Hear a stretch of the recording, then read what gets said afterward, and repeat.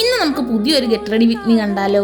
അതിനുവേണ്ടി ആദ്യം തന്നെ മുഖത്തോട്ട് ഞാൻ ഹൈലറോണിക് ആസിഡിൻ്റെ ഒരു സിറം ഇട്ട് കൊടുത്തിട്ടുണ്ട്. അത് കഴിഞ്ഞ് വളരെ കുറച്ച് മാത്രം ഫൗണ്ടേഷൻ ഇട്ട് കൊടുത്തിട്ടുണ്ട്. ഫൗണ്ടേഷൻ ഇട്ട് കൊടുത്തില്ലെങ്കിൽ എനിക്കൊരു തൃപ്തി വരത്തില്ല. താല്പര്യമുള്ളവർ മാത്രം ഇട്ട് കൊടുത്താൽ മതി. എനിക്ക് ഭയങ്കര ഇഷ്ടമാണ്, അതുകൊണ്ടാണ് ഞാൻ ഇടുന്നത്.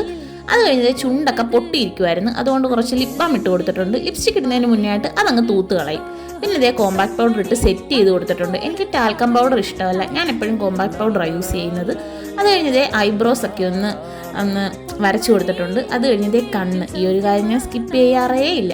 കണ്ണ് നല്ലതുപോലെ എഴുതി കൊടുത്തിട്ടുണ്ട്. ഇത് പുതിയൊരു കാജല, ഫേസസ് കാനഡയുടെ നല്ല അടിപൊളി കാജല, പക്ഷെ പെട്ടെന്ന് തീർന്നു പോകും. നമ്മുടെ പെൻസിലൊക്കെ പോലും ഇങ്ങനെ ചെത്തി ഉപയോഗിക്കുന്നതാണ്. അത് കഴിഞ്ഞത് ചുണ്ടത്തോട്ട് ലിപ് ലൈനർ വരച്ച് കൊടുത്തിട്ട് ലിപ്സ്റ്റിക് ഇട്ട് കൊടുത്തിട്ടുണ്ട്. പിന്നെ പോയി ഡ്രസ്സൊക്കെ മാറി വന്ന് പൊട്ടൊക്കെ വെച്ച് കമ്മലൊക്കെ ഇട്ട് മുടിയൊക്കെ കെട്ടി വന്നപ്പോൾ എൻ്റെ get ready with me complete ആയി. അപ്പോൾ ഇഷ്ടപ്പെട്ട ചാനൽ സബ്സ്ക്രൈബ് ചെയ്ത് സപ്പോർട്ട് ചെയ്യണേ. ടാറ്റാ.